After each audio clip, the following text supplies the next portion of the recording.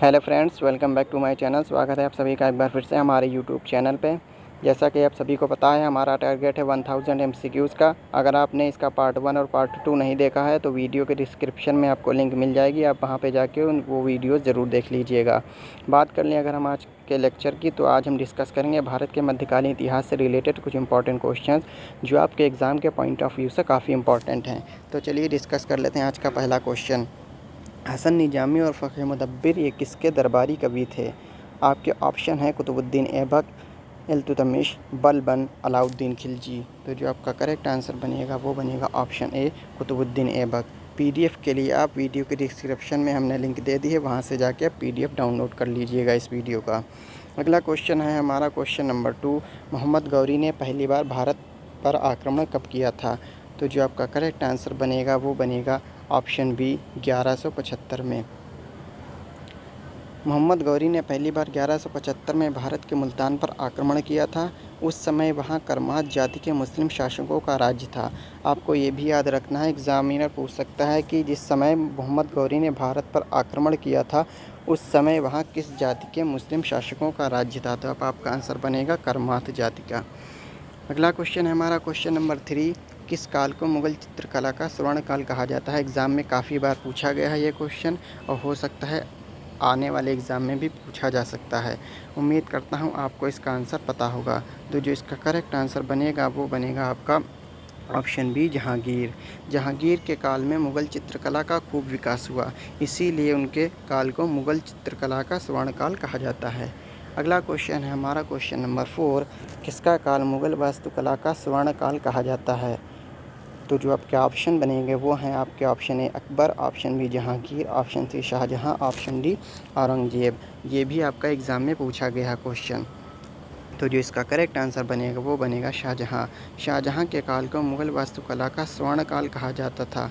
इनकी प्रमुख इमारतों की अगर हम बात करें तो आगरा का ताजमहल इन्हीं के द्वारा बनाया गया, दिल्ली का लाल किला इन्हीं के द्वारा बनाया गया। अगर आपसे पूछ लिया आगरा का लाल किला तो याद रखिएगा आगरा का लाल किला अकबर ने बनवाया। मोती मस्जिद आगरा की शाहजहां ने बनवाई। दिल्ली की जामा मस्जिद भी इन्हीं के द्वारा बनाई गई। अगला क्वेश्चन है हमारा, मोहम्मद बिन कासिम ने भारत पर आक्रमण कब किया? अभी हमने आपसे पूछा था, जो पिछला क्वेश्चन था वो था आपका मोहम्मद गौरी। तब आपसे पूछा था मोहम्मद गौरी ने, तब आपका आंसर बना था 1175। लेकिन यहाँ आपसे पूछ रहा है मोहम्मद बिन कासिम ने भारत पर आक्रमण कब किया? तो जो आपका करेक्ट आंसर बनेगा वो बनेगा 712। मोहम्मद बिन कासिम ने 712 में भारत पर आक्रमण किया। उस समय सिंध के राजा दाहिर थे, ये भी आपको याद रखना है। अगला क्वेश्चन है हमारा क्वेश्चन नंबर 6। लिंगराज मंदिर किस प्रदेश में है? आपके ऑप्शन है option A Orissa, option B Andhra Pradesh, option C Uttar Pradesh, option D Karnataka. तो जो आपका करेक्ट आंसर बनेगा वो बनेगा ऑप्शन ए उड़ीसा। लिंगराज मंदिर उड़ीसा की राजधानी भुवनेश्वर में है। इसे जजती केशरी ने बनवाया था। यह 11वीं सदी में बनाया गया, लेकिन फिर भी इसके कुछ हिस्से 1400 साल पुराने हैं। अगला क्वेश्चन है हमारा, नटराज की कांस्य मूर्ति किस वंश से संबंधित है? तो जो आपके ऑप्शन बनेंगे वो बनेंगे Chola, option B Chera, option C Pandya, option D Rashtrakuta. जो आपका करेक्ट आंसर बनेगा वो बनेगा ऑप्शन ए चोल। नटराज की जो कांस्य मूर्ति है वो चोल वंश से संबंधित है। नटराज का अर्थ होता है तांडव नृत्य की मुद्रा में शिव। नेक्स्ट क्वेश्चन है हमारा क्वेश्चन नंबर 8। अमोघ वर्ष किस वंश से संबंधित है? तो आपके ऑप्शन है A option Rashtrakuta, option B Chola, option C Chera, option D Pandya. जो आपका करेक्ट आंसर बनेगा वो बनेगा ऑप्शन ए राष्ट्रकूट। अमोघ वर्ष राष्ट्रकूट वंश का संस्थापक था। अगला क्वेश्चन है हमारा क्वेश्चन नंबर 9। ब्रिटेन की रानी एलिजाबेथ फर्स्ट किसके समकालीन थी? तो आपके ऑप्शन बनेगा option A Akbar, option B Jahangir, option C Shahjahan, option D Aurangzeb. ये आपका एग्ज़ाम में पूछा गया है क्वेश्चन। तो जो आपका करेक्ट आंसर बनेगा वो बनेगा option A Akbar. Elizabeth first 1558 से 1603 तक इंग्लैंड की रानी थी। वह अकबर के समकालीन थी। अगला क्वेश्चन है हमारा क्वेश्चन नंबर 10। अब्दुल कादिर बदायूनी, नकीब खान और थानेश्वर ये किसके दरबार में थे? आपके ऑप्शन है option A Akbar, option B Jahangir, option C Shahjahan, option D Aurangzeb. तो जो आपका करेक्ट आंसर बनेगा वो बनेगा ऑप्शन ए अकबर। अब्दुल कादिर बदायूनी, नकीब खान और थानेश्वर ये अकबर के दरबार में थे। अगला क्वेश्चन है हमारा क्वेश्चन नंबर 11। किताबुल हिंद की रचना किसने की? ये भी आपका एग्ज़ाम में पूछा गया है क्वेश्चन। तो आपके ऑप्शन है Balban, option B Alberuni, option C Amir Khusro, option D Ibn Battuta.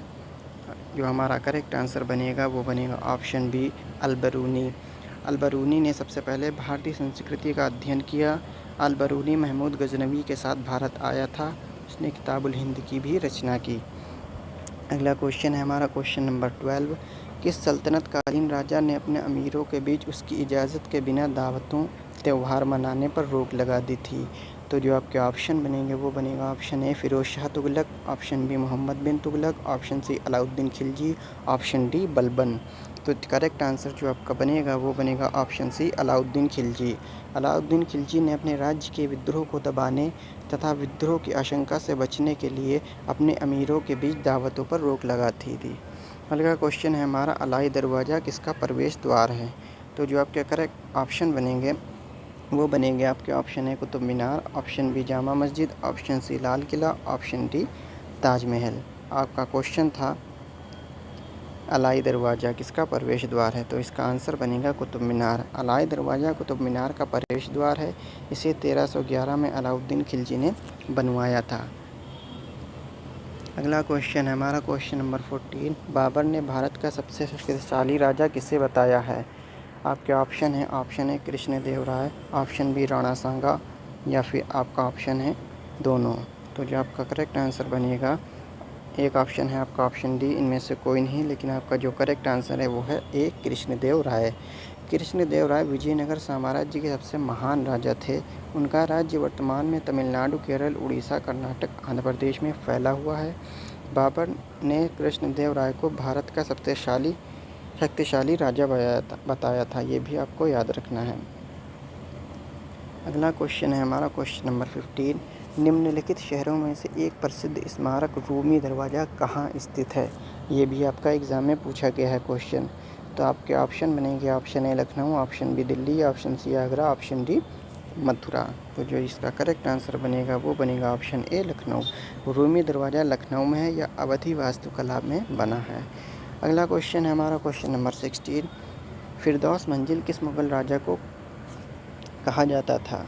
तो आपके ऑप्शन बनेगा option A Muhammad Shah Rangeela, option B Shah Alam second, option C Akbar second, option D Bahadur Shah first. तो जो आपका करेक्ट आंसर बनेगा वो बनेगा शाह आलम द्वितीय। शाह आलम सेकेंड एक मुग़ल सम्राट था जिसे अंग्रेज़ों के हाथों बक्सर के युद्ध में हार मिली।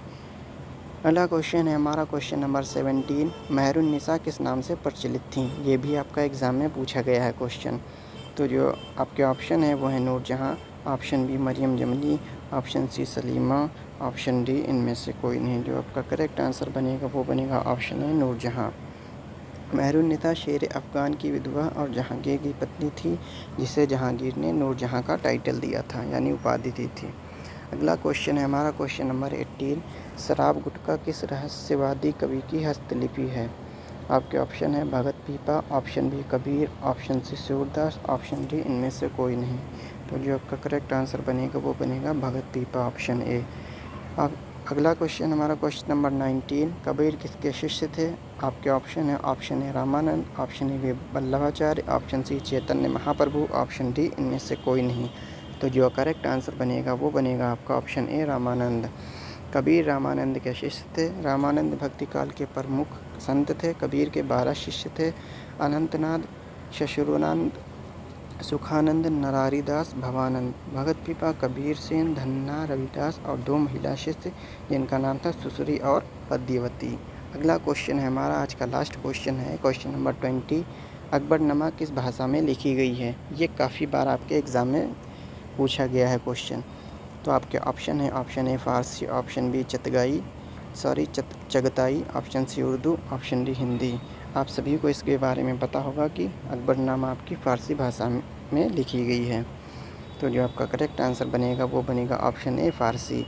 आई होप आपको ये वीडियो पसंद आया होगा। अगर वीडियो अच्छा लगा हो तो please like, share and subscribe करना ना भूलें। इसका पार्ट 4 जल्द ही हम अपलोड करेंगे। ये आपको पॉइंट्स हैं याद रखना। अकबरनामा अबुल फजल के द्वारा लिखी गई थी और यह फ़ारसी भाषा में है। PDF हमने आपको बता दिया। अगर आपको इस वीडियो की PDF चाहिए तो वीडियो की डिस्क्रिप्शन में लिंक हमने दे दी है, आप वहां से जाके PDF डाउनलोड कर लीजिएगा। आज के लिए इतना ही, मिलते हैं अगले वीडियो में यानी पार्ट 4 में। और हो सकता है अगले वीडियो में हम डिस्कस करें कंप्यूटर से रिलेटेड कुछ इम्पॉर्टेंट क्वेश्चन जो आपके एग्ज़ाम में पूछे गए हैं। अगर आपने पार्ट 1 और पार्ट 2 नहीं देखा इसका तो वीडियो के डिस्क्रिप्शन में आपको लिंक मिल जाएगी, प्लीज़ वो दोनों वीडियोज़ ज़रूर देख लीजिएगा। Subscribe now and press the bell icon. Never miss an update.